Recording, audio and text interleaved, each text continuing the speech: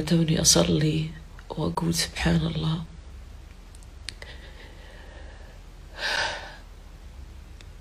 كيف الواحد أولوياته تتغير.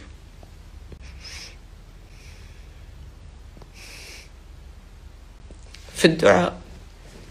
المهم أقول لكم يعني سبحان الله كيف الواحد مع الهداية ومع نعمة رحمة رب العالمين أنه لما كذا يجيك فجأة ما أدري إيش تحس، أنك تبغى تدعي، تبغى تشكره، ما عندك شيء، أدعي أنه يسامحني،